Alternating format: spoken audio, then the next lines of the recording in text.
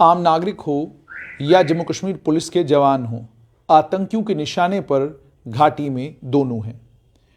एक assistant sub inspector को बिजबिहाड़ा में गोली लगी है, उन्हें हॉस्पिटल जो है क्रिटिकल कंडीशन में शिफ्ट किया गया है और ये आतंकी हमला जो है अभी हुआ है। इसमें बताया ये जा रहा है कि असिस्टेंट सब इंस्पेक्टर पुलिस के इन्हें आतंकियों ने बिजबिहाड़ा के पास, अनंतनाग बिजबिहाड़ा के पास इनके ऊपर गोली चलाई।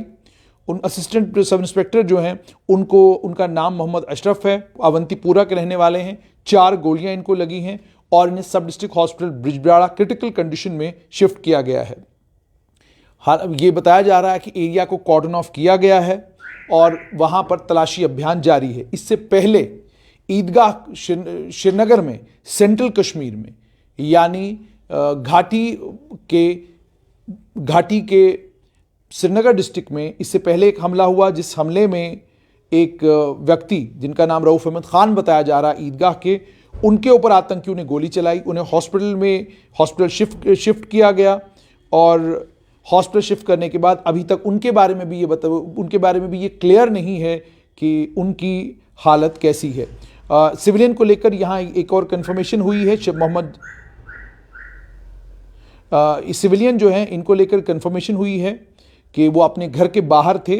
मिर्जानपुरा एरिया नवाकदल के वो रहने वाले अपने घर के बाहर खड़े थे जब आतंकी आए और रऊफ अहमद खान पुत्र मोहम्मद शफीक खान, मिर्जानपुरा नवाकदल के रहने वाले, उनके ऊपर उन्होंने गोली चलाई और गोलियां चलाने के बाद जब उन्हें हॉस्पिटल पहुंचाया गया तो हॉस्पिटल में डॉक्टर्स ने उन्हें कहा कि वो अब नहीं रहे।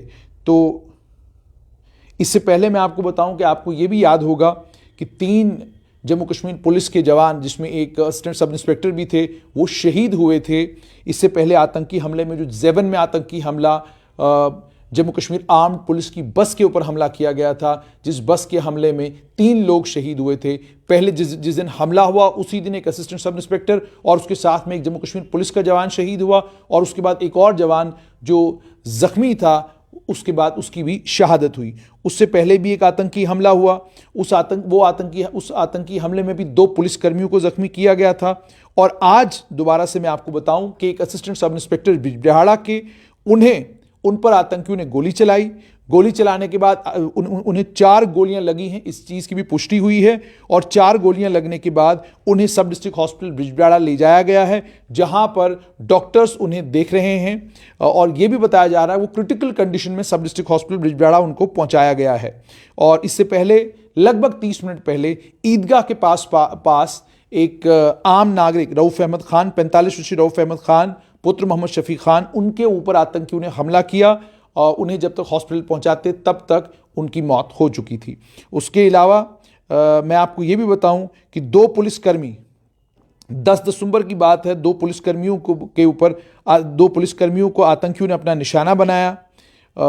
एक पुलिस की टीम जो कश्मीर के बांडीपुरा डिस्ट्रिक्ट में थी, वो बांडीपुरा के गुलशन चौक में ये वारदात हुई। सिक्योरिटी फोर्सेस ने बाद में उसमें कॉर्डन भी किया था, लेकिन 2 पुलिसकर्मियों को जो क्रिटिकली इंजर्ड थे उन्हें हॉस्पिटल शिफ्ट किया गया। उनमें सिलेक्शन ग्रेड कांस्टेबल मोहम्मद सुल्तान और कांस्टेबल फयाज अहमद थे। दोनों जख्मी हुए और दोनों जख्मी होने के बाद शहीद हो गए। एरिया को कॉर्डन ऑफ किया गया। उस पर भी उमर अब्दुल्ला का भी ट्वीट आया था, बाकी घाटी के नेताओं के भी उस पर ट्वीट आए थे। उसके अलावा अगर हम बात करें MOS होम नित्यानंद राय की, उन्होंने ये कहा कि 40 के करीब आम नागरिक आतंकी हमलों में इस साल नवंबर तक घाटी में जो है मारे गए हैं।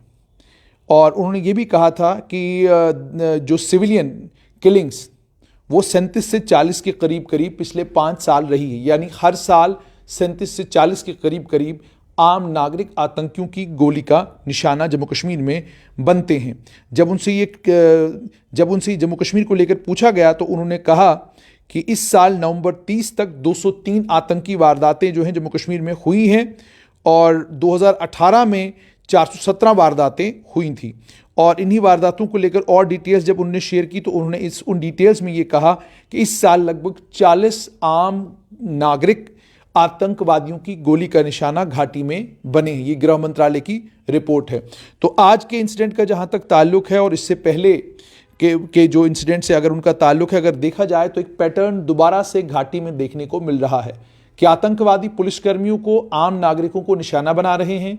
हालांकि आईजीपी कश्मीर विजय कुमार ने यह क्लेम किया था कि वो आतंकी जो टारगेटेड किलिंग करने का काम कर रहे हैं उनका सफाया कर दिया गया है, उनका जो नेटवर्क है वो ध्वस्त कर दिया गया है, और जितने भी उसमें कुख्यात आतंकवादी जितने भी थे वो सारे के सारे मारे गए हैं। कुछ एक एनकाउंटर्स भी हुए, उन एनकाउंटर्स में क्या कहते हैं, कुछ एक आतंकवादी मारे भी गए। लेकिन सवाल अब ये पैदा होता है कि आज दोबारा से ये जो इंसिडेंट हुआ है, जिस इंसिडेंट में पहले एक असिस्टेंट सब इंस्पेक्टर और उसके बाद एक नागरिक, पहले एक नागरिक और उसके बाद एक असिस्टेंट सब इंस्पेक्टर को आतंकियों ने अपनी गोली का निशाना बनाया है, ये साफ तौर पर ये दर्शाता है कि हालात अभी भी घाटी में ठीक नहीं हैं। जैसे मैंने आपको कहा कि 30 मिनट पहले एक इंसिडेंट हुआ और 30 मिनट के अंदर अंदर दूसरा इंसिडेंट होता है। सब डिस्ट्रिक्ट हॉस्पिटल बिजबिहाड़ा में इस समय assistant sub inspector Mohammad Ashraf Awantipora के रहने वाले क्रिटिकल हैं, और रऊफ अहमद खान जो ईदगाह के रहने वाले थे वो अपने घर के बाहर खड़े थे, आतंकी आए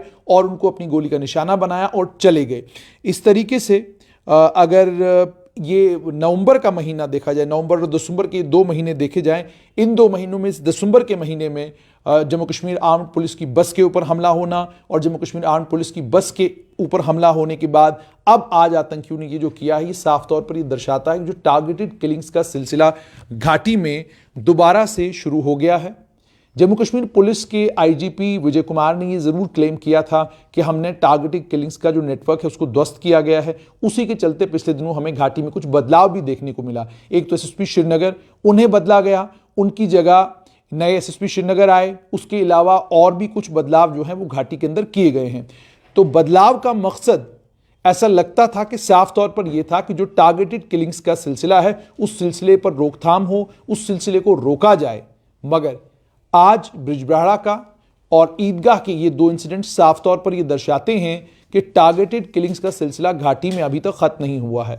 आपको ये भी याद होगा कि जम्मू कश्मीर पुलिस के आला अधिकारी जिनसे हमारी बात हुई थी, उन्होंने उस दिन इस बात को माना था, जो एक रिटायर्ड पुलिस ऑफिसर ने हमारे साथ बातचीत करते हुए कहा था कि घाटी में ऐसा लगता है कि पाकिस्तान ने आतंकियों के हाथ में पिस्तौल थमाई है, और ये आतंकी जितने भी हैं ये हाइब्रिड मिलिटेंट्स हैं, यानी ये आतंकवादी तो हैं लेकिन बिल्कुल आम नागरिक की तरह, आम नौजवानों की तरह घर में बैठे हुए हैं और अलग अलग तरह के काम कर रहे हैं। और ये आते हैं, अपने निशाना साधते हैं और अपने टारगेट को अचीव करने के बाद ये दोबारा से अपनी आम जिंदगी में वापस चले जाते हैं। यानी इनको ढूंढना और इनको टैब करते रहना ज़रा मुश्किल काम है। मगर जम्मू कश्मीर पुलिस ने ये क्लेम किया है बार बार कि हम इनके ऊपर नज़र बनाए हुए हैं और हम इन्हें आसानी से आइडेंटिफाई तो नहीं कर पाते, समय लगता है, मगर जब हम आइडेंटिफाई करते हैं उसके बाद हमारी पूरी कोशिश होती है कि इस नेटवर्क को ध्वस्त किया जाए, इन आतंकियों को जल्द से जल्द न्यूट्रलाइज किया जाए।